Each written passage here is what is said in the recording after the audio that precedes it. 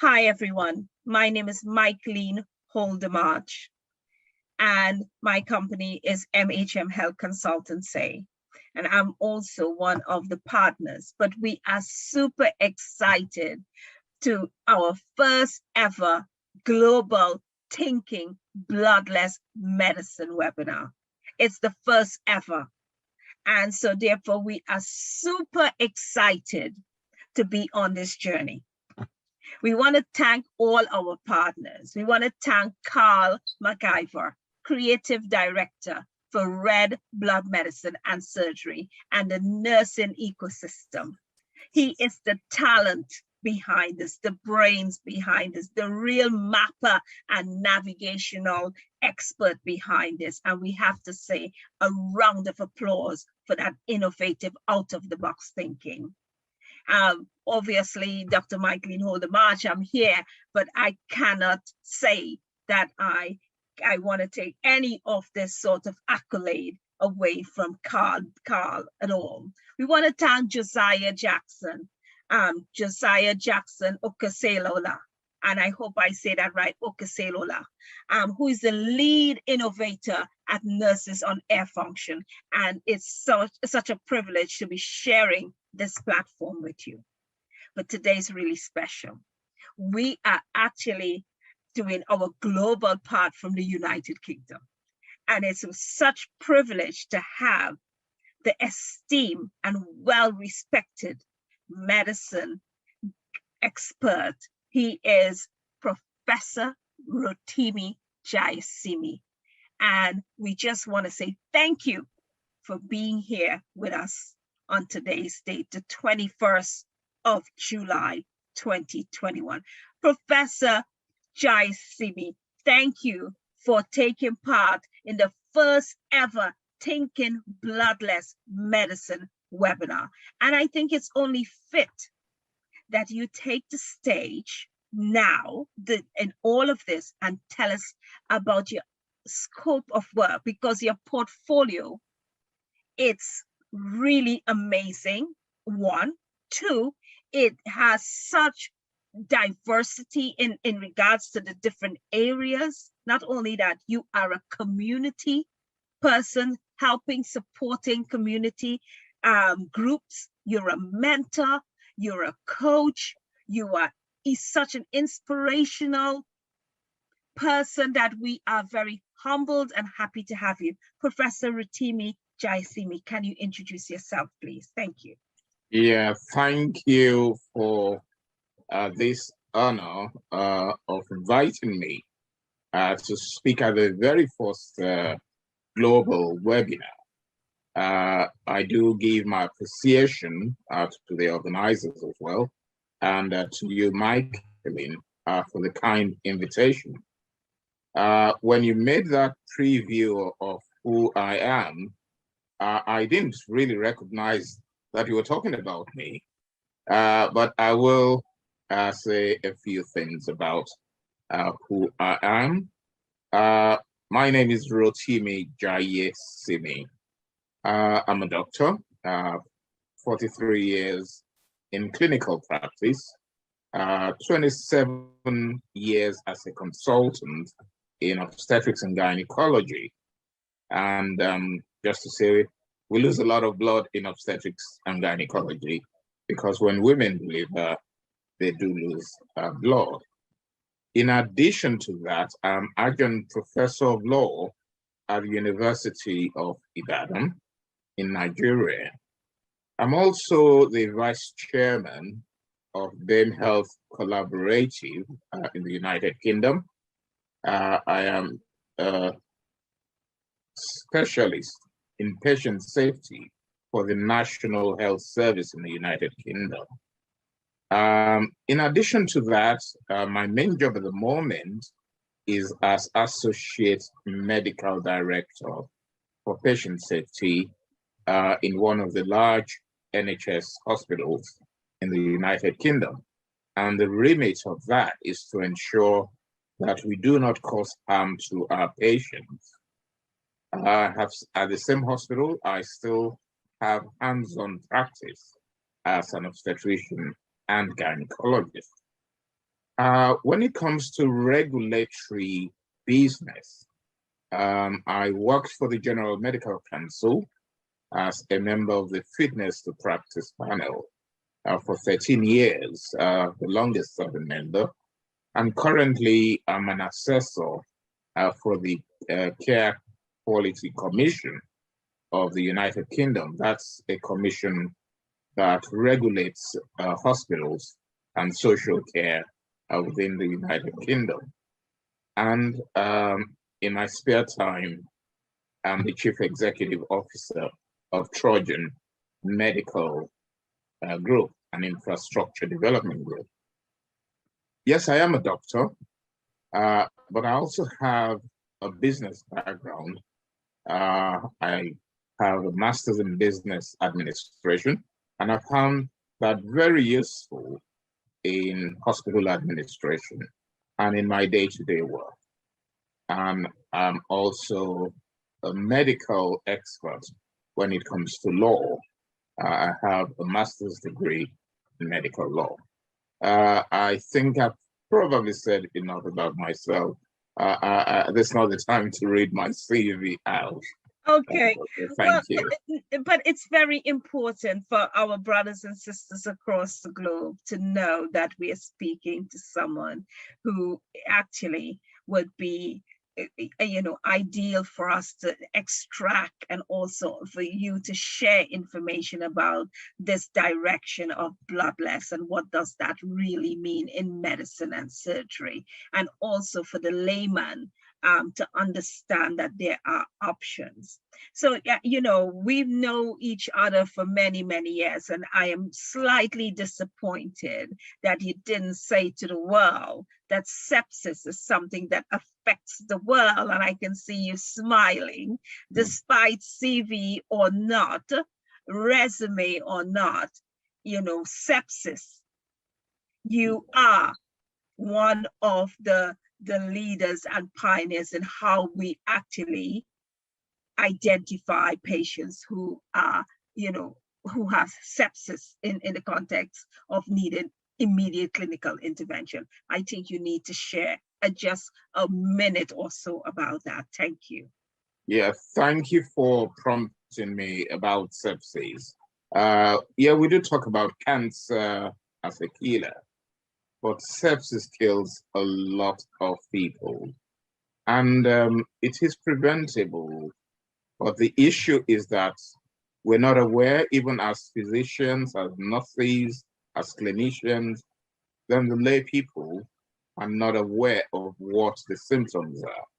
And I see myself as a sepsis champion, educating the public as well as clinicians about awareness, diagnosis, and what, at least in the United Kingdom, I will describe as the golden hour in which we make a diagnosis, institute the appropriate investigations and treatment.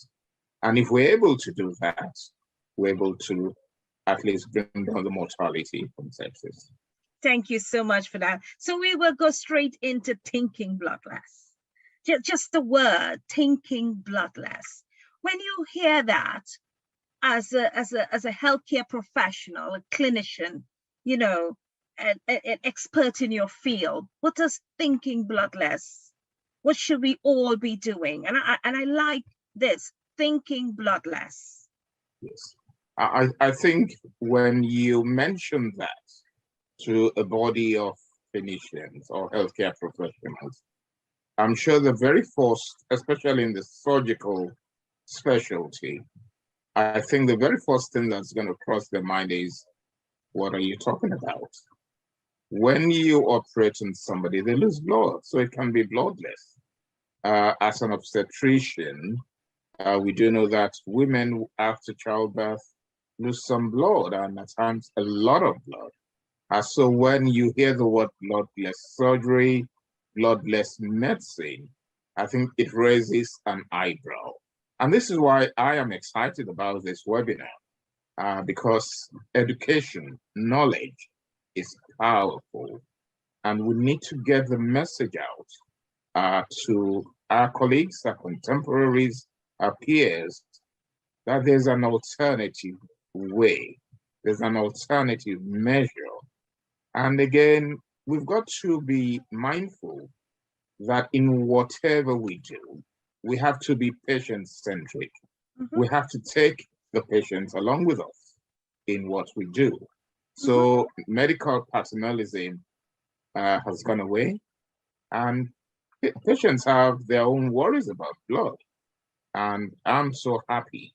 I know what it is, and as we go on, I'm sure we'll be able to try and expand on what we mean by bloodless surgery and bloodless medicine. Thank I you. totally agree with you.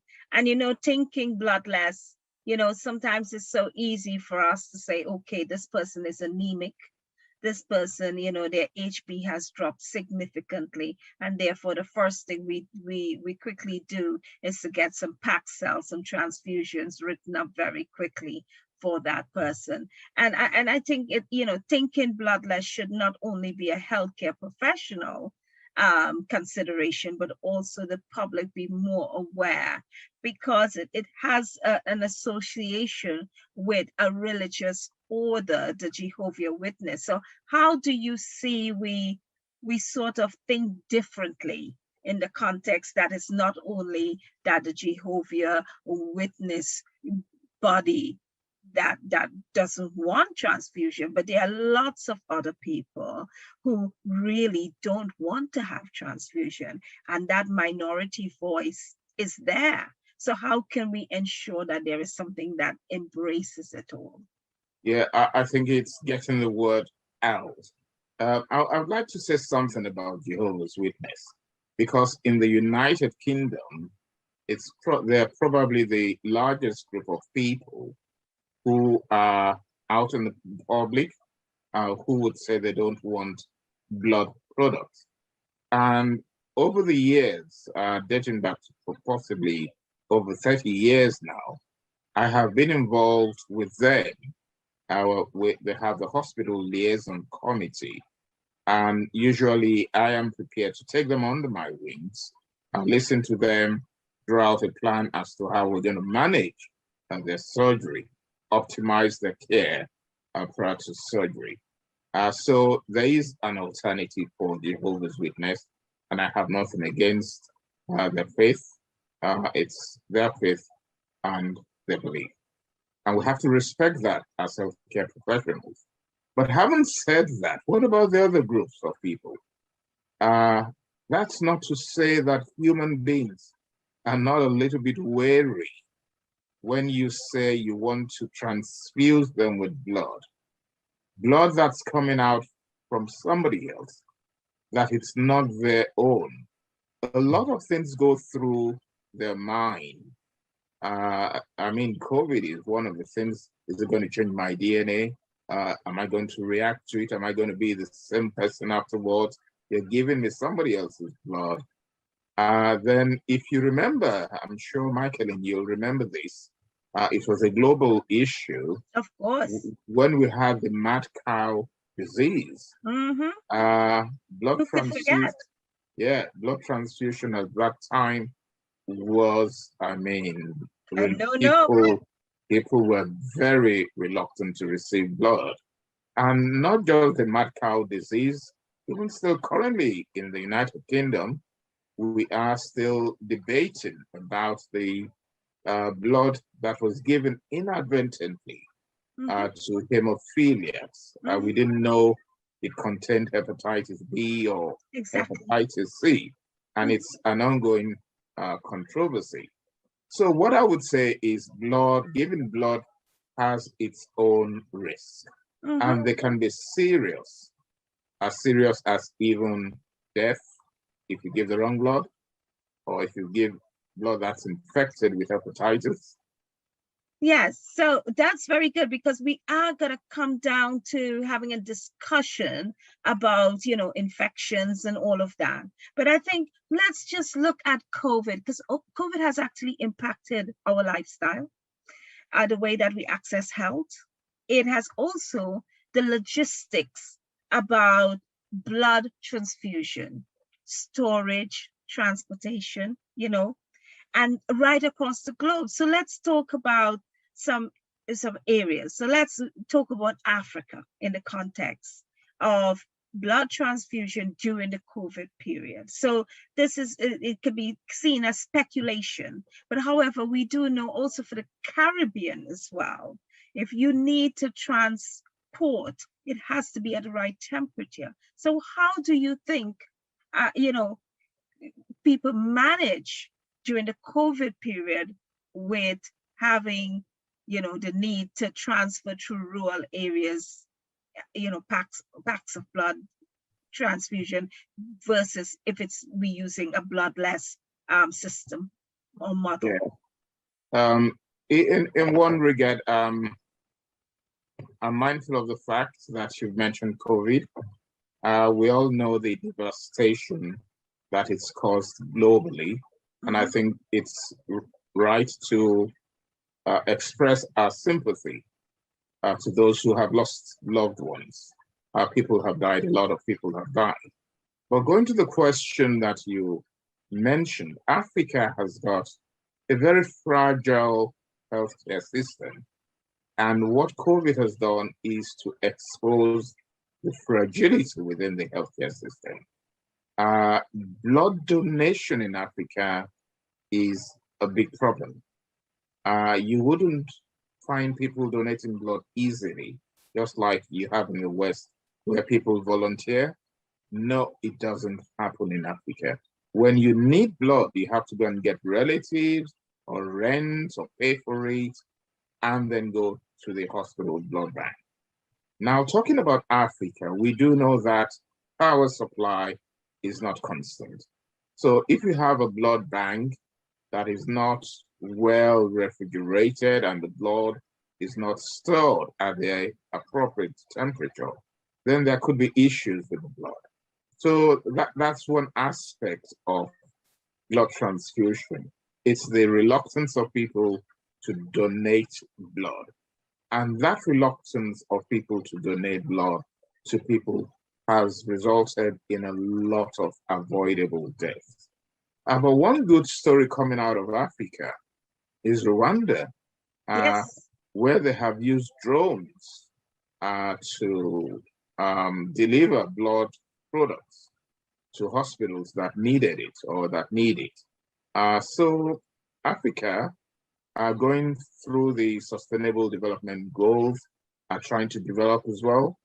And I think just having a global audience like this is very helpful so that people know that blood is not the only option open to them.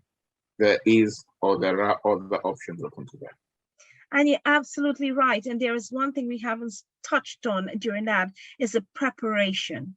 It's not just getting your relative blood or a friend or a neighbor. There's a preparation in preparing that blood so that it can be transfused. So that's another delay in the patient getting immediate treatment, because there's an immediacy about blood transfusion. What do you think? What do you say? Yes, I mentioned the fragility of the health system. You need the lab scientist to do the cross-matching. You need the storage facility. You need to make sure that the typing matches that of the patient. At times, time is of the essence. You need the blood, a universal donor. Do you have it? These are the impediments that we do have in Africa that at times make it impossible to get blood. Even when you have the donors, you may not have the reagents to do the typing, to do the storage, even to do the bagging, because you've got to bag it, you've got to label it either with a barcode or with an ordinary sticker, depending on what facilities you have. So there's a lot of preparation that goes into trying to secure blood and to make sure that they are appropriately labeled. One of the things we haven't spoken about, which at times can be very difficult to pick up in Africa, is the antibodies. Yes. The minor infrequent antibodies that people have, that we don't have the equipment to pick that up. And when you transfuse that blood to perhaps somebody, then that may be the very first time you have a transfusion reaction. And I must just put in a word here that in the United Kingdom, we have a blood transfusion committee or a blood transfusion group where we look at adverse events or clinical incidents that have occurred following an incident, and we try to learn from it. This is one of the things I would promote for Africa, that most hospitals, especially secondary and tertiary hospitals where blood is used, should have a hospital, if you want to call it blood transfusion committee or bloodless committee, that would be good. It's a good thing. You learn from incidents. Exactly. And I think that that's one of the things. And I mean, we spoke about the factors that have contributed to blood shortage in the context that, the COVID, the transportation, the reluctance by people actually during COVID period to actually go and give blood, because you are actually coming into contact with another. The COVID is on love, metals and love different sort of hard surfaces. And so therefore people are very reluctant to actually give blood. But what do you think are the 5 reasons that people don't want to receive blood? I mean, for myself, it is more of a spiritual aspect. Yes. Yeah. And that is because of my culture and the way that I was raised. So I could understand why in Africa you get a relative to do that. But then for others, there are other reasons, media and all of that. What would be your top 3, Professor Jaisimi? My top 3 will be, when you say spirituality, I will also bring that on the religion, where people believe that you're not supposed to receive blood from another person. That is, somebody else's blood should not be infused or transfused into you. That is one major problem. The second problem is the infection that people can get from it. HIV is one of it, hepatitis B, hepatitis C, COVID, and infections generally. I think people are very, very reluctant and hesitant to receive blood because of this potential problem. And education is the bedrock of most things, because people don't have the knowledge of what you're trying to do. Then there's that reluctance or hesitancy to receive blood. How would I get blood from somebody I don't even know where the blood is coming from? Yes. I don't even know the source of the blood. I don't know whether it's genuine. They've just told me it's red. Is it from an animal? Yes, the hospital. Well, we trust doctors, we trust nurses, but people have their own individual apprehensions, and that is why we have to educate the public, which is what we're trying to do today. Okay. And I think there's another element that, it's like a forbidden conversation that over the years for the Black American, the African, Black, the Caribbean, that we've seen so many inequalities in health. We have seen also where trials and testings have occurred. Example, the giving of syphilis to so many, and so therefore there's also that fear of, oh, they're giving me this blood, is it going to be safe? So there's also that fear in regards to Black people across the globe, African people across the globe, when you're going to have or being prescribed, it's mandatory. There's no discussion for another option. You need a transfusion and it's written up and you will have it. So there's very little room to maneuver in regards to what else you can have, because nothing else is being offered on the table. What do you think about that? Yes, I think we cannot run away from the very fact that there is medical apartheid or medical disparities. You've referred to the Tuskegee trials, and we know of other trials that have taken place where Black people, even in Nigeria, where trials have not been conducted ethically. And I think because of that, the public at times are very careful when it comes to blood transfusion. But again, because, you know, as human beings, young human beings, our body can withstand some degree of blood loss. So when you are losing blood and maybe your hemoglobin is 7, there are people walking around with hemoglobins of 6 and 7 and they feel well. Exactly. So when you yeah, because they've compensated. So when you now tell them that, oh, you're so anemic, you need blood, they're thinking, well, but I feel, yeah, okay, I feel lethargic and the odd tiredness and stuff like that. And then they can't understand why, but we need time to sit down to talk to them about this. And I'm happy you mentioned this, because when I look at bloodless surgery, you look at just the, oh, taking them to theater, and what about bloodless medicine? Again, that is where nutrition, building up your iron levels comes into play. Eat the appropriate diet so that your hemoglobin is optimum. And Michael, one thing I think we also shouldn't forget is, and it's probably another conversation, is what about people with abnormal genotypes? Oh, yes, I was going to come to that, because that is really important. You know, and as the attempt by this webinar is to have a global conversation. Yes, that is why a global conversation is necessary. You know, we need to have a global conversation. We must no longer hide behind the mask of just giving transfusion. We are not saying that if someone is in a state of emergency that we are not going to offer a life saving.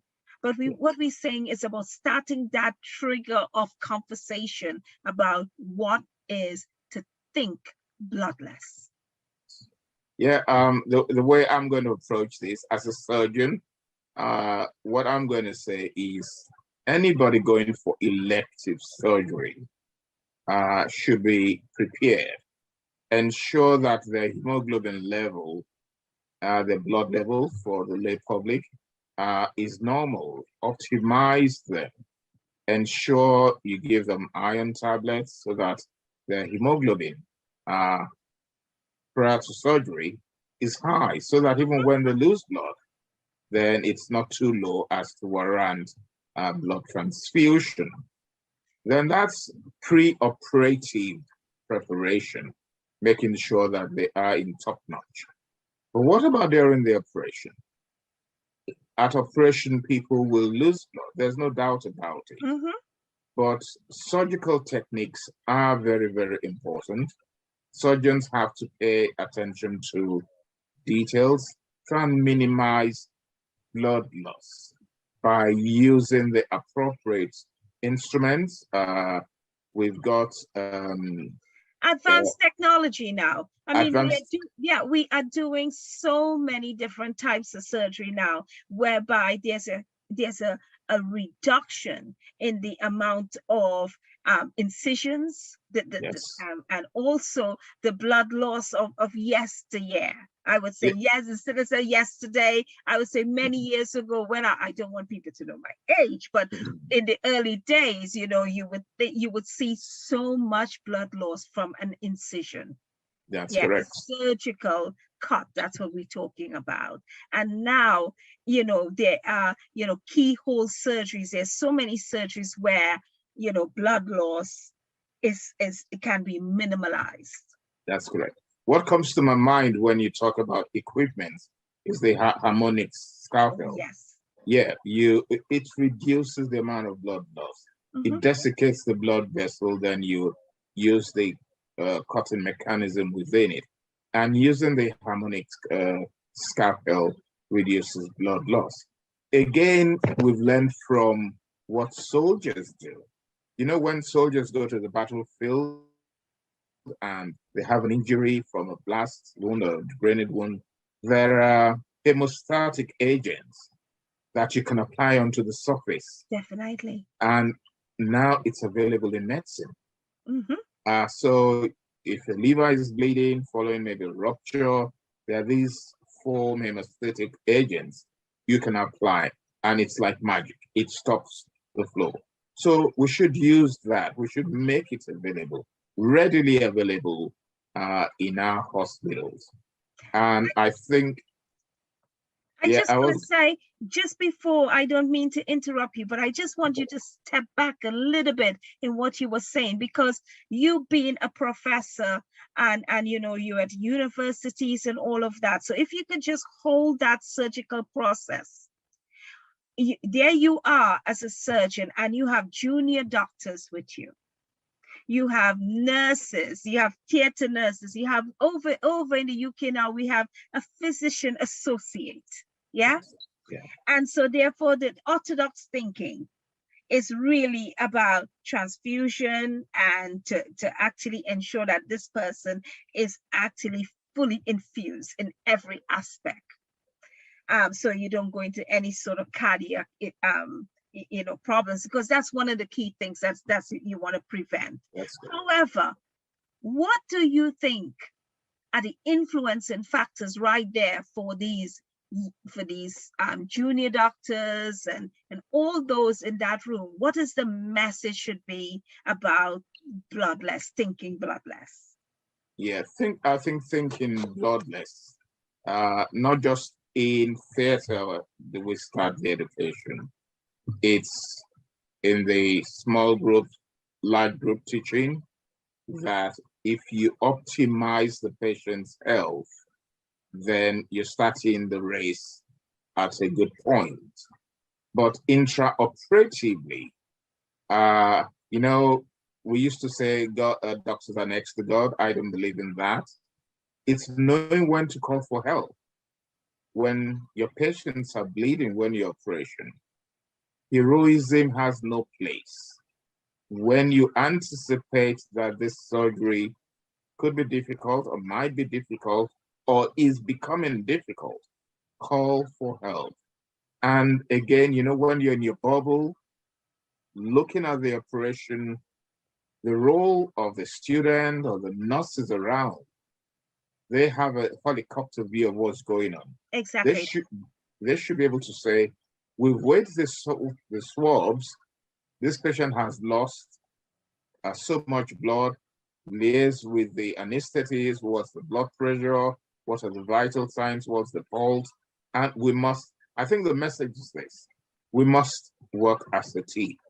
Yes. Uh, Even the scrub nurse, the student nurse, the medical student, if they notice anything, as doctors, when you're operating, there are times you don't even see how much blood is on the Oh theater no, yes, of course, on the theater floor. because you're so focused in what you're doing. So, That, and that's the key. But I really do think that what will be an incredible learning platform for all in regards to thinking bloodless is to get the experts in the field to have a international roundtable discussing what's available, how do we go about it, yes, educating in medicine schools and nursing schools. Yeah. Patient education, how we get patient to actually be able to say, hold on, Professor Ritimi, I know you prescribed this for me, but are you thinking bloodless? yes, I want patients all over the world to say, excuse me, my doctor, I know you prescribed this for me, but are you also thinking bloodless? What do you think? I think that is the key message, that we have to think bloodless. Not every patient that bleeds, even to a certain extent, requires blood, especially blood coming from somebody else. There's cell salvage, autologous transfusion, which you can use during the operation. That is, you, in quotes, harvest the patient's blood, purify it, and then give it back to them. Exactly, and you were talking about the genotypes. So yeah. This is why I wanted to bring this in for you to expand on that now. Yeah, so that is available. You don't need to do cross-matching. You don't need to do any typing. You don't need to worry about antibodies or minor antibodies because it's the patient's blood. It's almost like a cycle. Yes, there's a tap running, but you're collecting the blood and giving it back to the patient. So this is where part of the bloodless surgery and bloodless medicine comes into play. And I think the message has to get out there because as doctors, more so as surgeons, the way we've been brought up is the patient bleeds, severe blood loss, transfusion. But transfusion is not without its own hazard. Transfusion reactions can be terrible.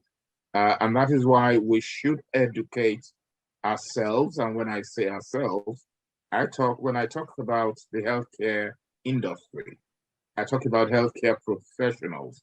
That's doctors, nurses, midwives, internists, hospitalists, or whatever nomenclature you give them, in whatever part of the world you are. But bloodless surgery will have a major place in Africa or in low-resource countries where you don't have blood. I'm sorry to say I have seen women who require blood replacement die.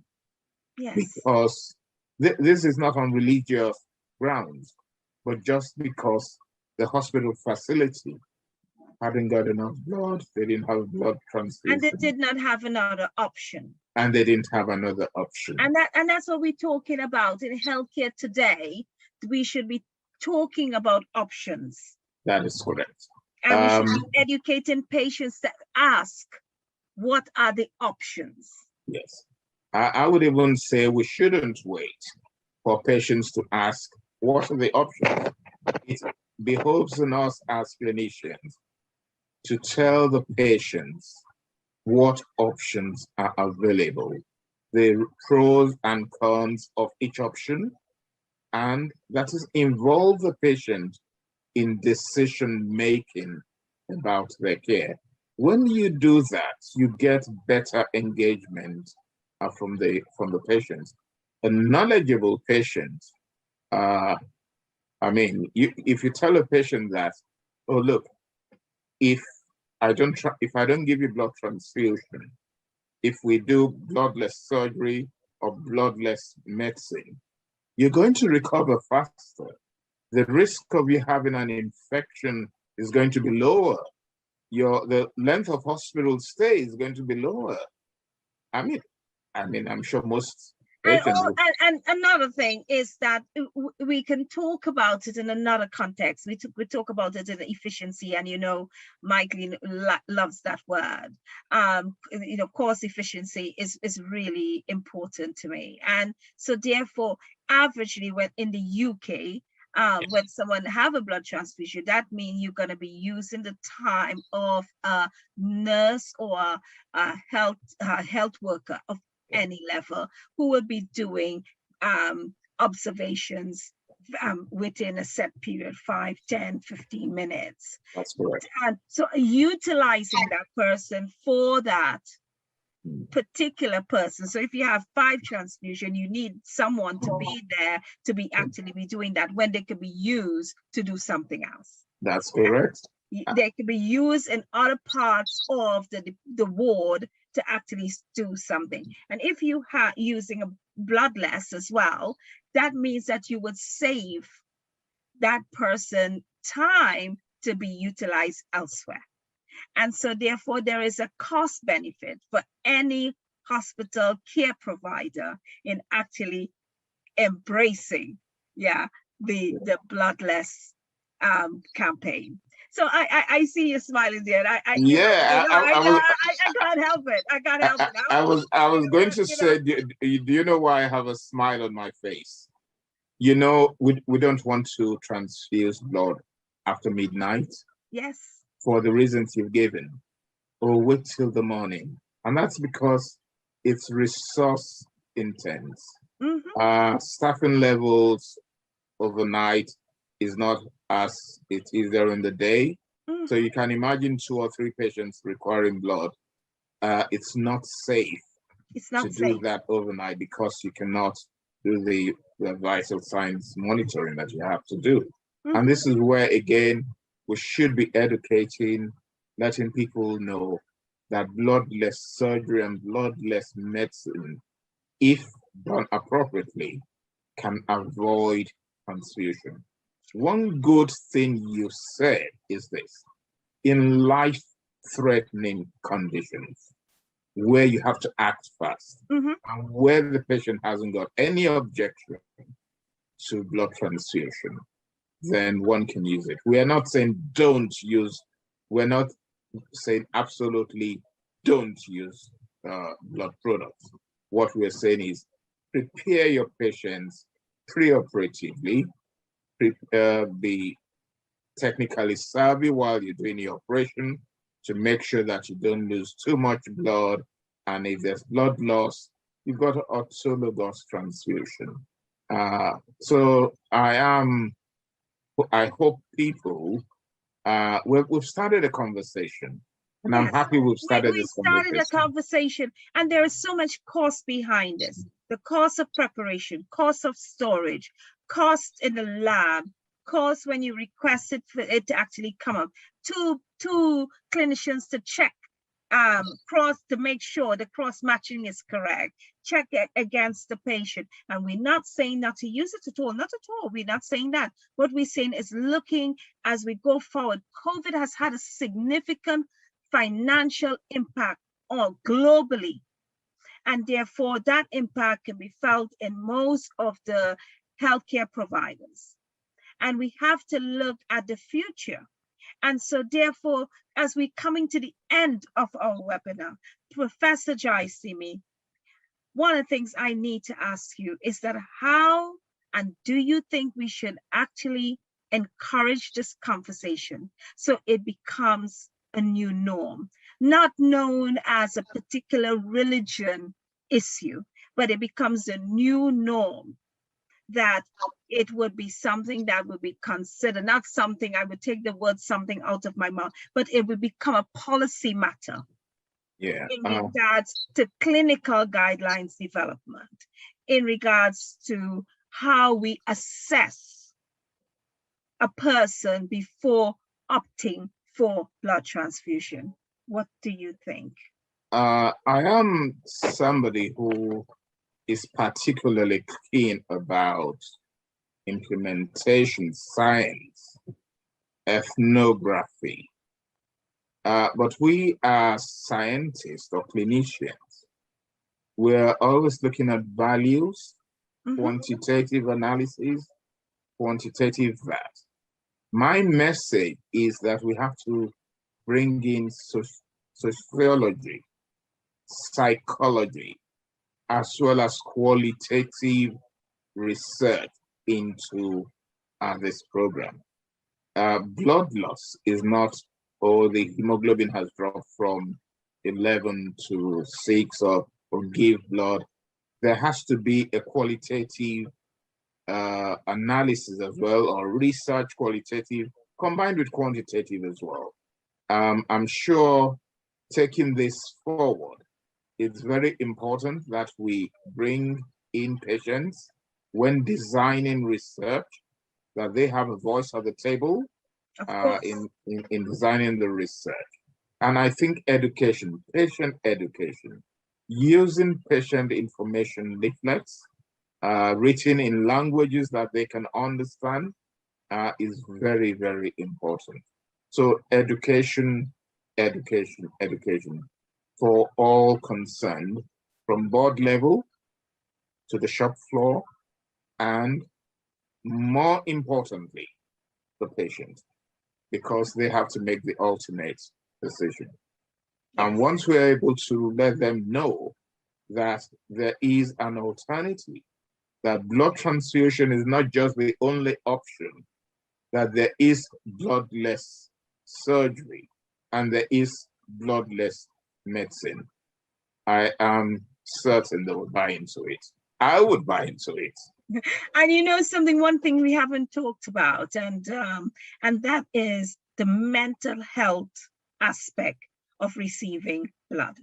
Yeah. You know, it's not spoken about, but someone receiving blood, there would be the mental health aspect of it, the thoughts that would be going on in their mind. And we haven't reached that stage in acute care where after someone received blood to actually get someone who's a counselor or someone to go and have a conversation with them in regards to that.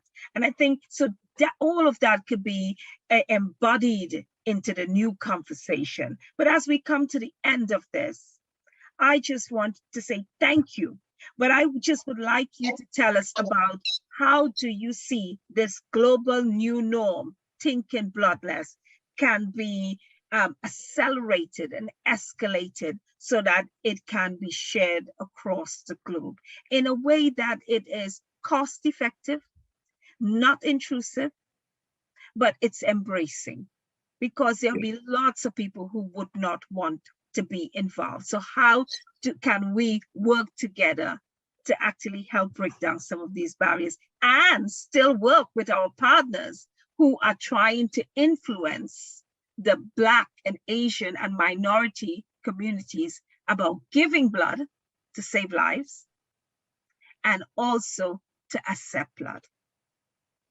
I think what we've started very well by holding this webinar. What COVID has shown us, when you look at emerging technologies, when you look at telemedicine, the reluctance within the healthcare profession was so high. But with COVID, we're now doing teleconsultation, video consultation, all sorts of things. This is the opportunity now. I wouldn't say to ride on the back of COVID, but yeah, we can ride on the back of COVID because it did affect the number of people who presented for transfusion. You were not allowed to go to the hospital. Even going to the hospital, you were afraid you will get COVID. So this is an opportunity to talk more and more and more about bloodless surgery as well as bloodless medicine. Knowledge is powerful. So once they are equipped with this, then they can make up their mind what it is. So I believe it has a very strong place in medicine, medical care in the future, and we should pursue this. Thank you. Thank you. And what I would like to see is that global experts of all aspects of the health care profession, from dietitians, nutritionists, psychologists, mental health specialists, psychiatrists, everyone coming together and designing a pathway, a really good pathway that will be able to be shared globally for bloodless medicine and surgery as an option. I hope you would lead and champion this with our brothers and sisters and the nursing ecosystem across the globe. Most definitely. I'll give you the example of the very simple WHO, World Health Organization, surgical safety checklist. When it was introduced, it's about the patient journey before you call for your patient. Yes. You've seen the effect it's had on reducing errors and stuff like that. It's the same. Get the dietitians involved earlier on. get the psychologists, get the team. We work in a team. A hospital is like a high reliability industry, and we've got to bring all the parts together to help the patient. I'm sure you know this.